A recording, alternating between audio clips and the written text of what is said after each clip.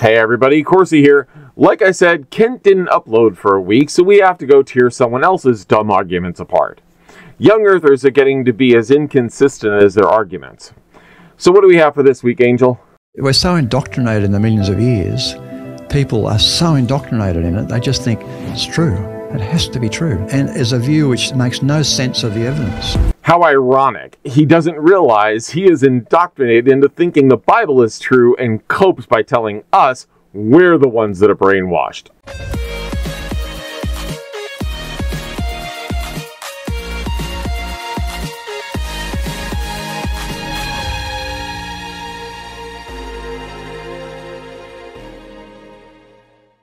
This week, it's the Christian Ministries International channel and an interview with Don Bratton, who got his PhD in agriculture. So, not in pretty much anything having anything to do with creationism, or the majority of the garbage puked out by young Earth creationist pseudoscientists. So, what's at stake with this video? So really it's the integrity of the Bible and the integrity of God's character that are at stake. Absolutely. Well then, God is in for a rather rude awakening. So, from the intro, you can see we're talking about 4 evidences for young Earth. And what does he have to say about just bringing 4? I actually have an article with 101 evidences on creation.com, but we're only dealing with 4 today. So then, these must be his best 4, out of all of them, right? I mean, if he has that many and he's going for an interview, why not bring the best he's got? Right? Well, this is a half-hour-long video of his, and we want to keep these concise. So let's hear his first 4 after all the jibber-jabber. Number 1 is the soft tissues and proteins in fossils. I found an article in Paleontologia Electronica, which I'll link here or link below. Depends on which one I remember to do. It's a rather long article and distinctly addresses the bullshit shat out by young Earth creationists that hand-wave dismiss the ideas of something called Fenton reaction. It is theorized that this reaction is what is causing the rare event of soft tissue preservation in otherwise fossilized remains. The studies of this are still ongoing, but regardless, the existence of soft tissue in the fossils is not evidence that the fossilization process is now suddenly quick. There are more than enough evidence that the fossils are all millions of years old. So the proper thing to do is not just to dump everything out the window like its young Earth creationists would do, but to figure out why and how these samples are being preserved. It's like the young Earth creationist looks at something odd and says, "Yay, proof of a young Earth, take that, reality!" and fuck off to their little pride parades where actual scientists that aren't a joke say, "Huh, that's interesting. Let's find out why that happened," and then do actual research for the reasons why it's going on. Then, and only then, do they make a determination. Now, do we know for a fact what's going on? No. Does that mean the Earth is young? Also no. But the current theories involve the previously mentioned Fenton reaction, nothing to do with Danny Phantom, different Fenton. The Fenton reaction is a reaction between iron and hydrogen peroxide, which makes ferric iron. I don't understand it personally how all this works, but the article is a good explanation for things. Go ahead and check it out. Number 2 is carbon-14, which is a huge problem for the millions of years story. Oh, would they please stop with the carbon-14 thing? It's not a problem. We only use that dating method to get back about 50 to 60,000 years. We use other methods to go back past that. It's not a problem, even for diamonds, once you understand that. He's going over the 4 things he wants to use, so we'll just move on for now. Number 3 is the amount of sediment formed in the millions of years scenario is not enough to create fossils, nowhere near enough. And yet he thinks all the layers we see in the geologic column were set down in a few weeks. I bow to the white cliffs of Dover on how fast he thinks all that chalk was laid down. Also, millions of fucking years. Just saying there is enough sediment when we see the sediment with our own damn eyes, the stupidest thing I've ever heard anyone say from Kent Hovind himself. So what's number 4? And the fourth evidence is the lack of stirring up of the sediments. It's called bioturbation, which is the effect of organisms in stirring it up. Worms and bugs. The best he has is worms and bugs. I really don't have much hope for this guy. So from here he starts elaborating on the 4 points, starting with the first one, like this.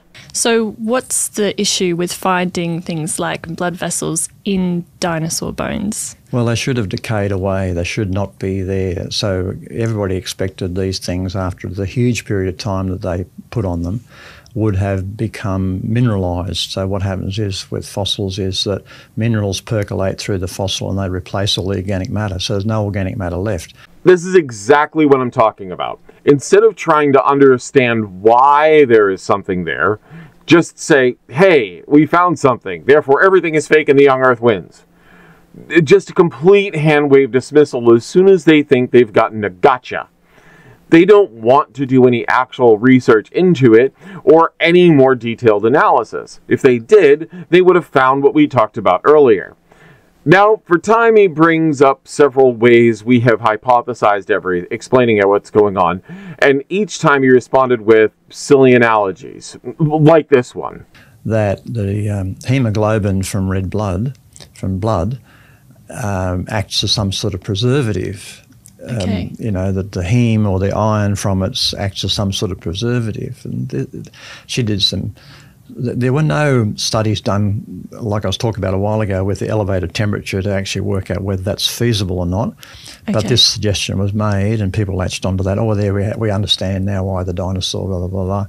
But, the blood bank that deals with blood and blood donations would like to know that blood preserves things because it lasts a few weeks under refrigeration. Yeah. But also, if this was true, then you'd find evidence of the hemoglobin or the iron, evenly through the fossils. And it's not, of course, because the blood's associated with the blood vessels and things. It's not uniformly through fossils. So it doesn't really explain, it can't explain the persistence of these things. Blood from a blood bank is going to be used for human use, not for fossilization. And no one is saying that all the blood in the dinosaur was preserved. He's being intentionally obtuse here with that comment. We do find iron, and yes, this is the Fenton reaction, but he is just going nuh-uh and analogizing it to something we know won't work, because it's not even remotely the same kind of situation. I think he looked up on how long blood lasts and thought he had a decent response, but he doesn't. Next silly analogy. What's called toast idea. Okay. Toast, yeah. What does that mean? So when you cook your toast for breakfast, the heat actually causes cross-linking between the sugars and things and the starch and so on. That's what causes it to go brown. They suggested that the fossils, this toasting thing could happen, that the sugars and things could cross-link and they could form some sort of protection to make it last longer. Okay. But of course, does toast last millions of years? No. Your body isn't like toast. Sorry, dumbass, but not even close to analogous. Either way, the cross-linking he's talking about is the heating up of materials in the fossil that pretty much protect everything inside, not actual toast.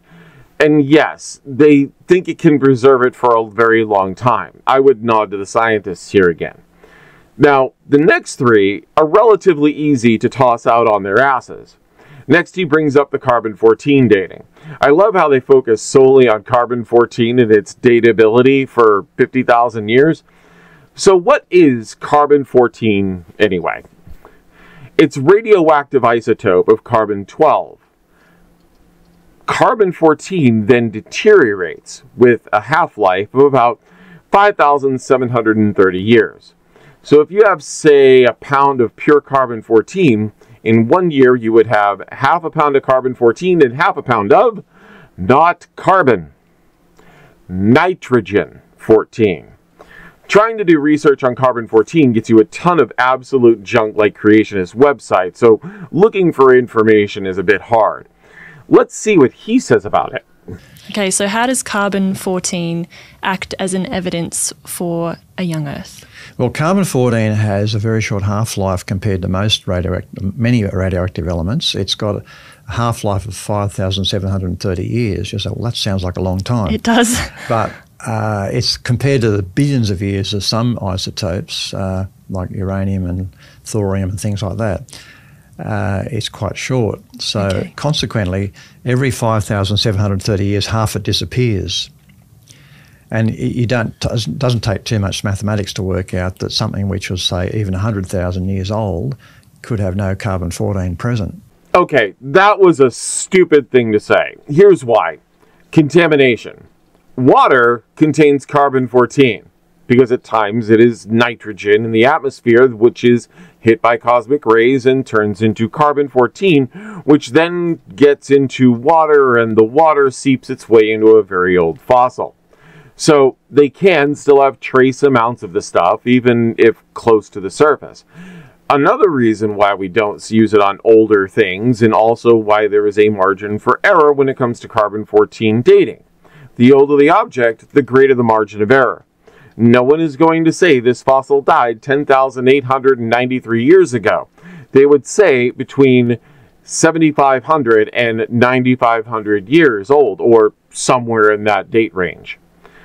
So this next one is going to be almost 2 minutes long. Angel normally doesn't like cropping video clips, but this time she is insisting. All right, so could you give me a few examples of where we found carbon-14 somewhere that it shouldn't be? Crinum Mine in Western Queensland, and the company had a drill core which they put down to survey the coal for the mine, and they had reported they found in a basalt layer, which is volcanic rock, hot molten rock, inside the basalt they found some wood. So we managed to get samples of both the basalt and the wood, and Dr. Andrew Snelling, a geologist, was working for our ministry at the time, sent these off to standard labs that do the dating, and they dated the basalt as tens of millions of years old. Yep. With potassium argon dating, and they found carbon-14 in the wood, which shouldn't be there if the basalt's actually that old. Easy find. The interesting thing is I found the problem with his issues in the same article on their site. And it came in the form of a leaf casting in the basalt. So why is that even a problem? Easy. It means that basalt was soft when it got the wood in it. And they even admit in their own description on how it would happen. Thermal vents. So a thermal vent heats up the rock and makes it pliable. Not molten, just pliable. A tree or some sort gets embedded into the old basalt, and you end up with a new tree inside the old basalt. It can even scar enough to make carbon to burn it a little bit. A tree of some sort gets embedded into the old basalt, and you end up with a new tree inside the old basalt. A leaf could just land on it and burn up or get pressed in against the softened basalt if it's, say, folded over, which happens in geothermic hotspots like Queensland. So really, there is nothing unexplainable about this phenomenon. It's rare to see, sure, but it happens frequently enough that we can understand it. The geologists likely didn't want to bother, as they already knew what happened and are familiar with it from seeing it worldwide in various places. But wait, there's more. And this is even dumber. So there's another one where the Sydney sandstone, for example, is supposed to be 230 million years old in the evolutionary deep time sort of way of thinking. And again, there was a report of some wood being found encased in the sandstone. So we thought, well, that's interesting. Again, we thought the sandstone formed in Noah's flood, and there's quite a bit of evidence that's the case. But so we thought the sandstone formed in Noah's flood 4,500 years ago. The wood would be that age, so we expect again to find carbon-14 in the wood.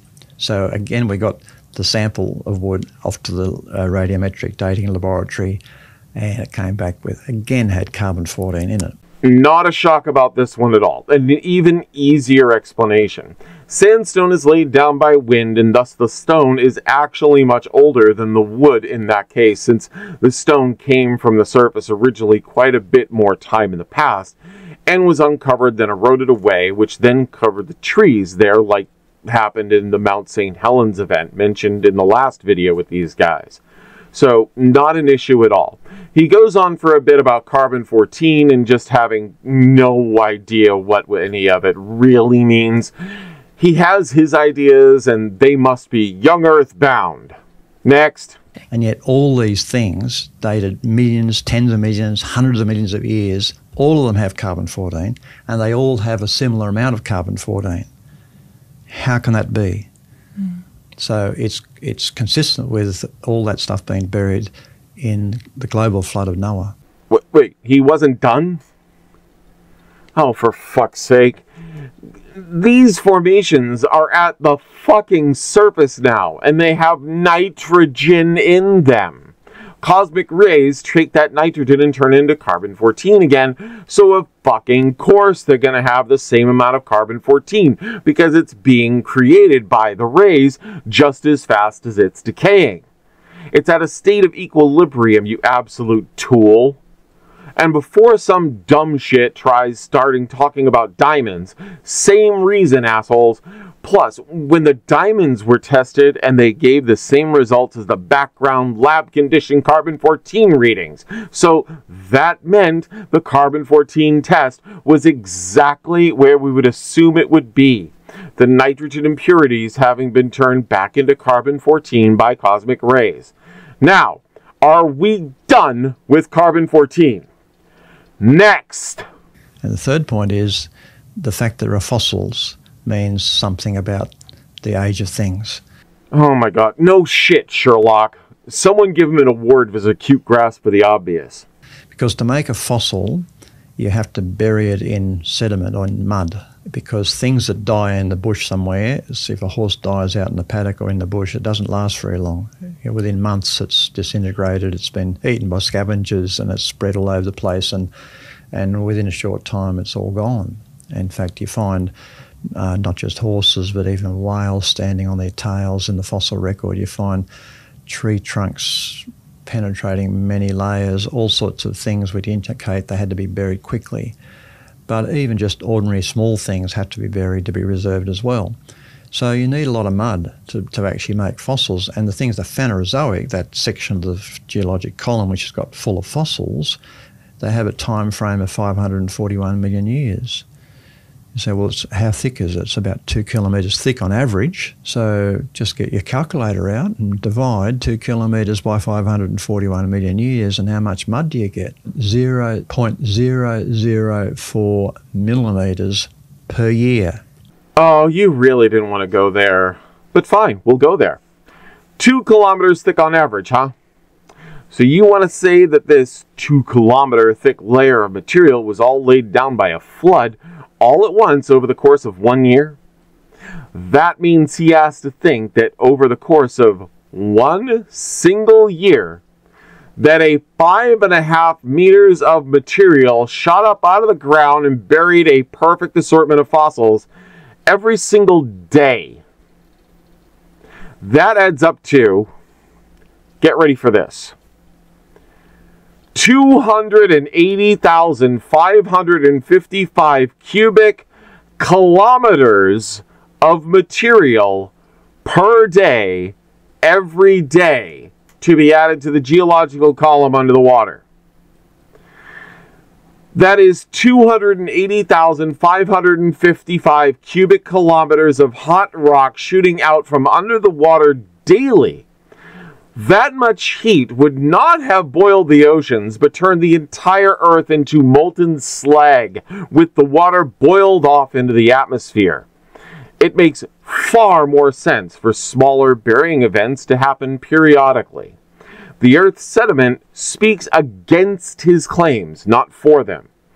Why do people that think the Earth is young, only do the math they think favors them and never do the math on the other side to see what happens.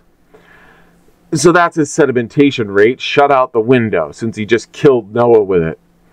Next, and I mean next, not this last minute thing again. So the fourth point relates to the rate of sedimentation, and that is called bioturbation. Another topic we briefly touched upon on a different video, but we can get a little more detailed here. For now, let's keep them going. Okay, what's that? So bioturbation is the stirring up of sediment that happens. Like if you go to the beach, I don't know whether you've ever been someone fishing and you get pippies, Yeah. little shellfish like about that big. You can eat them or you can use them for bait. And you put your toes into the sand and you dig them out. And if you're not quick, they burrow back into the sand, right? They're gone. Okay, I am done with this long-winded garbage. So what it is insects, bugs, and some mammals and other animals will dig under the ground and disturb the exacting layers of dirt and whatnot. So he is going to say that this mixing isn't seen in the rock layers because when we observe them, they are very smooth transitions from one layer to the next. None of that matters. And that's because of the last point he made.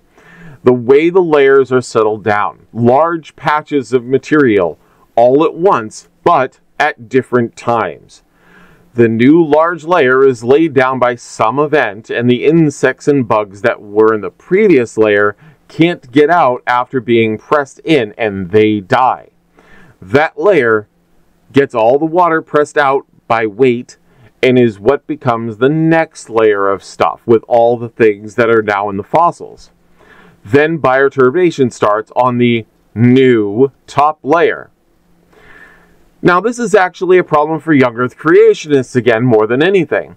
They think, with everything having occurred in a flood, that the layers were laid down rapidly. But this would cause a mixing of the two layers because they aren't even remotely dry at all. And the churning of the waters and tidal forces would cause a new layer being put down to mix with the previous layer from the water. And that hasn't had any water pushed out or given a chance to settle completely at all. What you would end up with is a slow and gradual gradient in the geological column. But we don't see that, do we now? So his evidence for a young Earth is actually, again, evidence against it. My favorite. Now, I had to sit through 5 minutes of him talking about this. All of it can be solved with intermittent rapid burials like a mudslide, volcanic material, wind erosion deposits, like in the Dust Bowl of the 1930s that buried places so deep you couldn't find your farm equipment anymore. Anyway, so how do we want to close this out? Okay, so I get that soft tissue, carbon-14, rate of sedimentation, and bioturbation are all fairly persuasive evidences for a young Earth. No, they're not. But why is this important? It's not. Young Earth is a joke. Well, it's important because people think they've been so brainwashed with the millions of years. When they start reading the Bible, they say, "Oh, I can't believe this." So that's a first thing. It's important because people think they can't believe the Bible because of this stuff.